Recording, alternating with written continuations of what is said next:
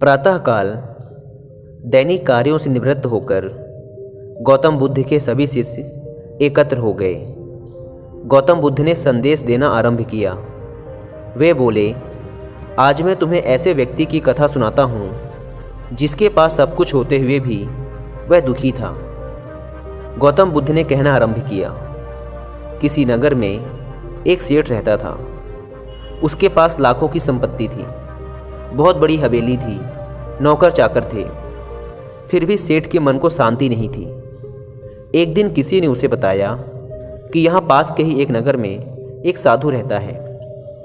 वह लोगों को ऐसी सिद्धि प्राप्त करा देता है कि उससे मनचाही वस्तु मिल जाती है। सेठ उस साधु के पास गया और उसे प्रणाम करके निवेदन किया, महाराज, मेरे पास धन की कमी नहीं है, पर फिर भी मेरा मन बहुत अशांत रहता है। आप कुछ ऐसा उपाय बता दीजिए कि मेरी अशांति दूर हो जाए। सेठ ने सोचा कि साधु बाबा उसे कोई ताबीज दे देंगे या और कुछ कर देंगे जिससे उसकी इच्छा पूरी हो जाएगी और उसका मन हमेशा के लिए शांत हो जाएगा।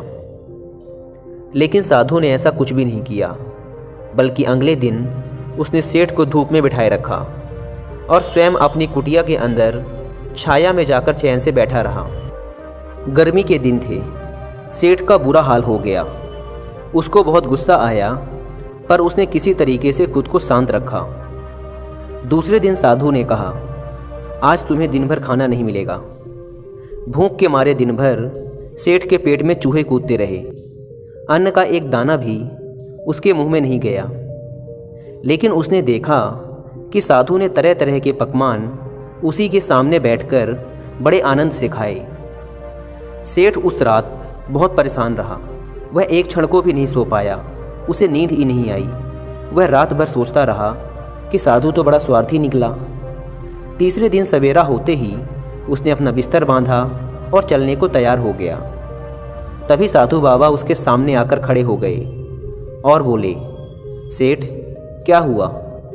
सेठ ने कहा, मैं यहाँ बड़ी आशा लेकर आपके पास आया था, लेकिन मुझे यहाँ कुछ भी नहीं मिला।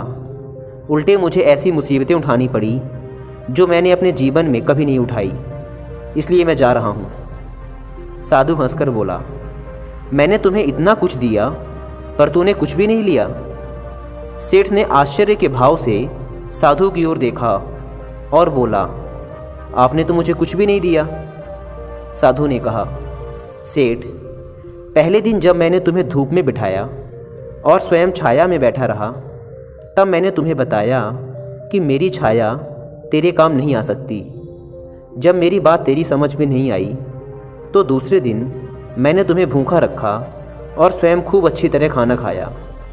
उससे मैंने तुम्हें समझाया कि मेरे खा लेने से तेरा पेट नहीं भर सकता। सेठ, याद रख, मेरी साधना से तुझे सिद्धि नहीं मिलेगी। तूने अपना धन अपनी मेहनत से कमाया है और शांति भी तुझे अपने पुरुषार्थ, साधना और अपनी मेहनत से ही मिलेगी। सेठ की आंखें खुल गई। अब उसे अपनी मंजिल पर पहुंचने का रास्ता मिल गया था। साधु के प्रति आभार व्यक्त करता हुआ वह अपने घर लौट आया। ये बहुत पुरानी कहानी है, राजा महाराजाओं के ज़माने की है। एक सम्राट का छोटा बेटा बड़ा उपद्रवी था। सम्राट की कोई बात ना सुनता, बहुत शैतानी करता और वो सम्राट बड़ा ही क्रोधी था। एक दिन अपने बेटे की शैतानियों से तंग आकर उसने अपने बेटे को घर से निकाल दिया। सम्राट के मंत्री उसे कहीं दूर छोड़कर आ गए। उस वक्त सम्राट का बेटा मात्र 8 साल का था। अब उस बच्चे के लिए बड़ी मुश्किल हो गई। अब राजा का बेटा अगर राजा ना रह जाए तो उसे और कोई कला तो आती ही नहीं है सिवाय भीख मांगने के। वो उतनी छोटी सी उम्र में भीख मांगने लगा और करता भी क्या, छोटा बच्चा था वो।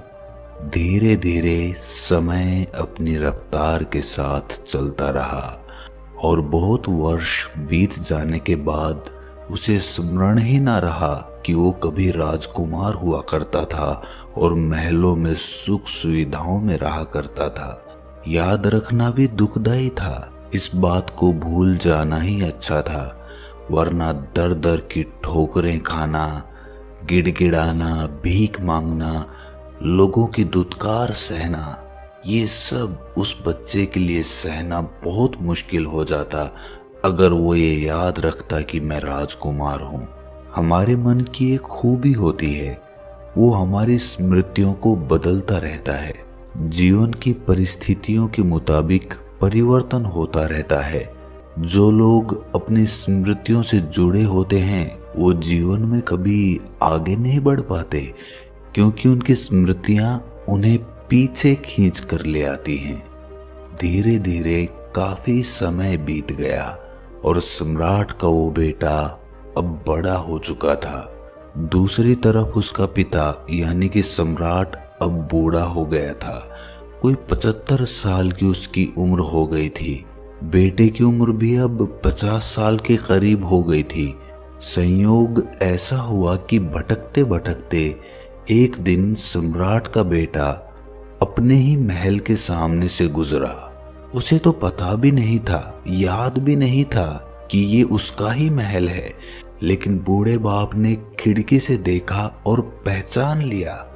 अपने मंत्रियों और दरबारियों को साथ लेकर उसके पीछे भागा कि इसे पकड़ो, ये भिखारी, ये तो मेरा बेटा है। वृद्धावस्था में बाप का क्रोध भी समाप्त हो चुका था। युवावस्था में ताकत होती है, जवानी की शक्ति होती है, भयंकर क्रोध होता है, लेकिन वृद्धावस्था में खून ठंडा पड़ चुका था। पुत्र के प्रति वो नाराजगी जा चुकी थी और वो उसका इकलौता बेटा भी था, इस राज्य का उत्तराधिकारी था और बाप अब बूढ़ा हो चुका था। मरने के दिन करीब आ गए थे। उसने अपने बेटे को बहुत ढूंढा था, लेकिन वो कहीं पर भी मिला नहीं था। संयोग की बात थी कि वो महल के सामने से भीख मांगते हुए निकल रहा था। सम्राट उसके पीछे अपने दरबारियों के साथ भागा, लेकिन ये देखकर वो भिखारी डर गया। बहुत जोर से भागा, सारी जिंदगी में इतनी तेजी से कभी नहीं भागा होगा। उसे लगा कि पता नहीं क्या मुसीबत हो गई। शायद महल के सामने भीख मांगना कोई बहुत बड़ा गुनाह है, इसीलिए ये मुझे पकड़कर मुझे सजा देने की कोशिश कर रहे हैं। क्या पता यहाँ का कानून ऐसा ही हो। बेचारा जान बचाकर भागा और ये लोग उसको पकड़ नहीं पाए। उस सम्राट के मुख्यमंत्री ने कहा कि महाराज, शायद उसको स्मरण नहीं है कि आप उसके पिता हैं और वो आपका पुत्र है। वो समझ रहा है कि हम उसको सजा देंगे, इसीलिए वो भाग गया। इसका मतलब उसे बिल्कुल नहीं पता। अब कुछ उपाय करना होगा। उसे कैसे बताएं कि वो राजपुत्र है, इस राज्य का अधिकारी है। सम्राट तो ये सुनकर रोने लगा और कहा कि कहीं से भी मेरे बेटे को मेरे लिए वापस लेकर आओ। मंत्रियों ने कहा कि महाराज, आप धीरज रखना, आप एकदम से उसको नहीं बताना कि वो आपका बेटा है। हम लोग धीरे धीरे उसे फुसलाने की कोशिश करेंगे, क्योंकि इतनी बड़ी बात है, वो यकीन नहीं कर पाएगा। क्या पता पागल हो जाए, डर जाए, सोचे कि पता नहीं कौन सी चाल चल रहे हैं ये लोग। धीरे धीरे उसकी खोज की गई। एक साधारण सिपाही उसे जाकर मिला और कहा, सम्राट के यहाँ एक सफाई करने वाले की जरूरत है। अगर तुम ये नौकरी करना चाहो तो तुम ये काम कर सकते हो। उस भिखारी को ये बात सही लगी।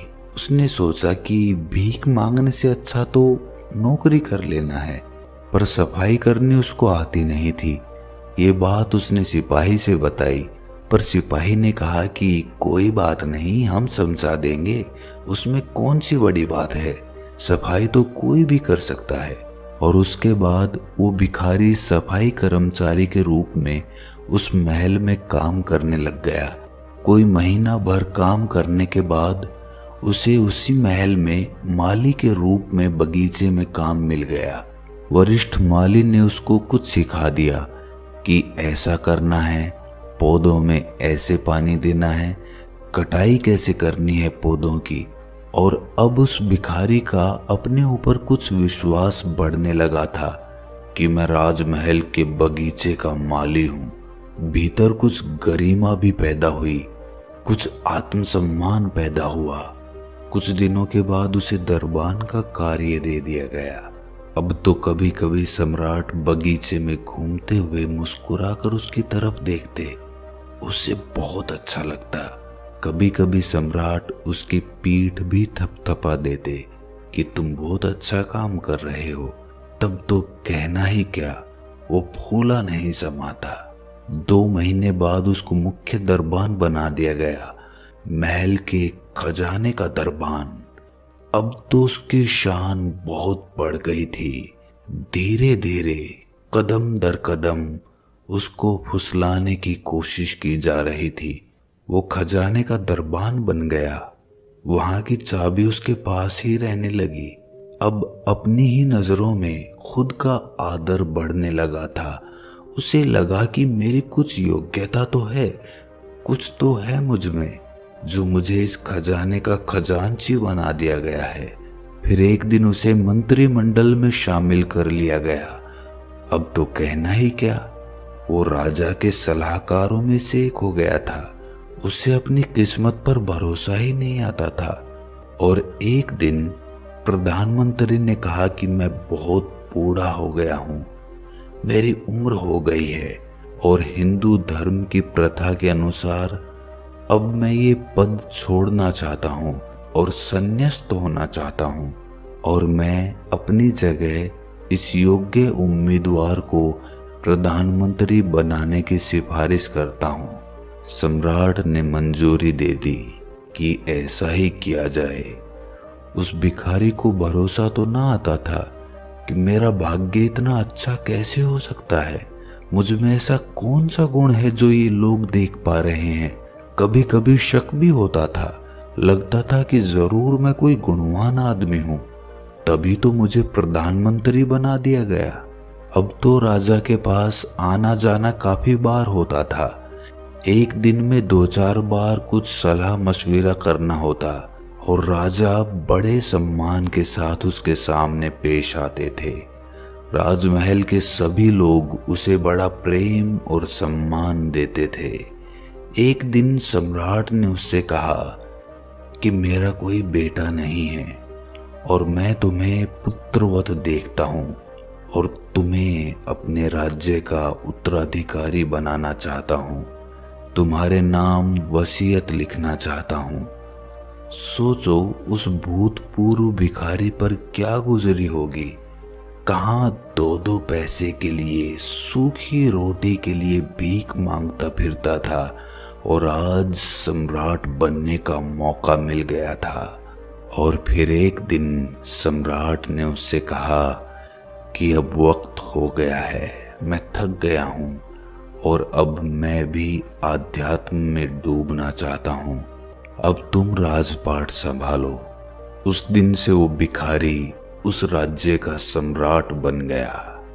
एक दिन पुराने सम्राट ने उसे अपने पास बुलाकर कहा कि अब मैं तुम्हें सच बता देता हूँ, तुम वास्तव में मेरे ही पुत्र हो, तुम ही इस राजगद्दी के अधिकारी हो।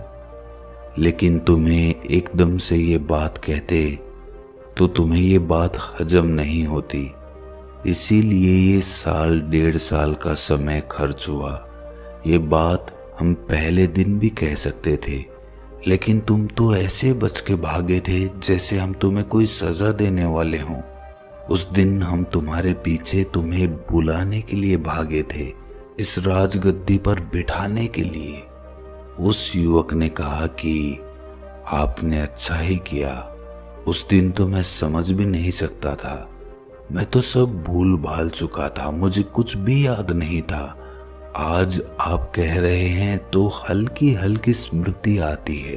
राजमहल की दीवारों को देखकर, खिड़की दरवाजों को देखकर लगता है कि पहले भी कभी देखे हुए हैं। साफ साफ नहीं, लेकिन धुंधली धुंधली स्मृति आती है। जब वो युवा सम्राट बन गया, गद्दी पर बैठ गया, सम्राट घोषित हो गया, इसके बाद भी उसको रात को कभी कभी सपने आते थे। वो भीख मांगने लगता था अपने सपनों में। लंबे समय तक, कोई 4-5 दशक उसी भांति उसने जीवन जिया था। दिन में तो सम्राट हो जाता, रात में फिर सपनों में भिखारी हो जाता। डरावने सपने आते कि कहीं भीख मांग रहा है और किसी ने उसे धक्का मारकर वहां से हटा दिया, दुत्कार दिया, अपमानजनक शब्द कह दिए, बीमार है और इलाज के लिए पैसे नहीं हैं, बरसात हो रही है और सर छुपाने के लिए छप्पर नहीं है। बड़ी तकलीफों के दिन याद आते उसे सपनों में। दिन में तो सम्राट हो जाता था, चेतन मन तो उसका मान गया कि मैं सम्राट हूं। वो भी 1.5 साल में माना था, धीरे धीरे एक तरकीब से माना था, नहीं तो उस चेतन मन को मनाना भी बड़ा मुश्किल था। लेकिन अवचेतन मन पिछले 50 सालों का, वो कैसे माने? वहां जो रेखाएं खिंची थी, जो स्मृतियां पड़ी थी, वो बहुत प्रगाढ़ थी। अपने बेटे की ये हालत देखकर उसके बूढ़े पिता ने एक इंतजाम किया। एक सन्यासी को बुलाया, उसको बताया कि समस्या क्या है। उसने उसको बताया कि ये दिन में तो राजा जैसा व्यवहार करता है, लेकिन सपने में फिर से भिखमंगा हो जाता है, रात भर दुखदायी सपने देखता है। इसके जीवन की कहानी 2 हिस्सों में बट गई। उस सन्यासी ने कहा कि थोड़े से सम्मोहन के प्रयोग इसके ऊपर करने होंगे। अवचेतन मन तक ये धारणा बिठानी होगी कि ये सम्राट है। अवचेतन मन को अभी तक यही लगता है कि ये भिखारी है। उस सन्यासी ने कोई 3 महीने रोज उस पर प्रयोग किए। उसको योग निद्रा की अवस्था में ले जाकर सुझाव देता कि तुम सम्राट हो, भाव करो कि मैं सम्राट हूं, मैं सम्राट हूं। रात सोते समय ये प्रयोग करता, यही भाव करते करते वो उसे सुला देता। चित्रात्मक रूप से उसको ये दिखाने की कोशिश करता कि तुम सम्राट हो। विशेषकर रात को सोते समय वो ये प्रयोग करता था। क्रमशः धीरे धीरे ये धारणा उसके भीतर बैठती गई और सम्राट होने की धारणा भिखमंगे होने से ज्यादा मजबूत हो गई। कोई 2-3 महीने का समय लगा, तब जाकर अवचेतन मन के वो पुराने सपने समाप्त हो गए। सुनने में ये कहानी विचित्र लगे, लेकिन हम सब की यही कहानी है। हम सब परमात्मा स्वरूप हैं। हमारी आत्मा स्वयं ब्रह्म है, लेकिन हम भूल गए हैं और लंबे समय तक भूले होने की वजह से एक साधारण इंसान अपने आप को समझने लगे हैं। आज कोई तुम्हें कहे कि तुम ही परमात्मा हो तो स्वीकार करना मुश्किल हो जाएगा। तुम हंसने लगोगे, तुम इसे मजाक समझोगे, क्योंकि हमारा अवचेतन मन अपने आप को एक साधारण इंसान समझने लगा है। हमारा चेतन मन तो जानता है कि कण कण में परमात्मा बसता है, हर आत्मा ब्रह्म स्वरूप है। लेकिन फिर भी कोई हमें कहे कि तुम परमात्मा हो तो ये हमें मजाक लगता है। क्यों? क्योंकि हमारा अवचेतन मन उसको स्वीकार नहीं कर सकता।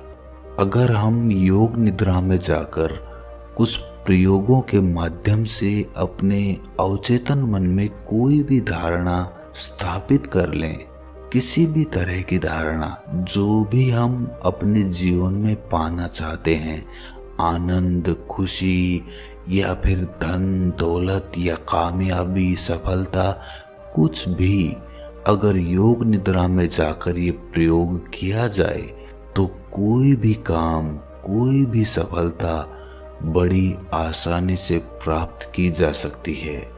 बिस्तर में जाने के बाद और सोने से पहले जब हम आधी निद्रा में होते हैं, जब हमारा दिमाग बड़ी ही आसानी के साथ सम्मोहित किया जा सकता है, उस वक्त अगर हम अपने दिमाग में ये मंत्र दोहराते रहें कि जो मैं करना चाहता हूँ वो मुझे करना है, या जो भी हम हासिल करना चाहते हैं उसे मंत्र की भांति उस सम्मोहन वाली मनोदशा में हम दोहराते चले जाएं, तो कुछ हफ्तों के प्रयोग के बाद ही हमारा जीवन एकदम से परिवर्तित हो जाएगा। आप इस प्रयोग को जरूर आजमाएं, और अगर अवचेतन मन के बारे में आपको और भी जानकारी लेनी है तो कमेंट सेक्शन में कमेंट्स करके ज़रूर बताएं। अगर आप चाहेंगे तो आगे भी हम अवचेतन मन के प्रयोगों पर अपनी वीडियोस बनाते रहेंगे। तो कैसी लगी ये कहानी आपको कमेंट सेक्शन में ज़रूर बताना, और अच्छी लगी हो तो इस चैनल को सब्सक्राइब करके नोटिफिकेशन बेल को ज़रूर प्रेस कर देना, क्योंकि हम ऐसी ज्ञानवर्धक कहानियाँ आपके लिए लाते रहते हैं। तो आज के लिए इतना ही, मिलते हैं अगली कहानी में, तब तक के लिए अपना ख्याल रखें।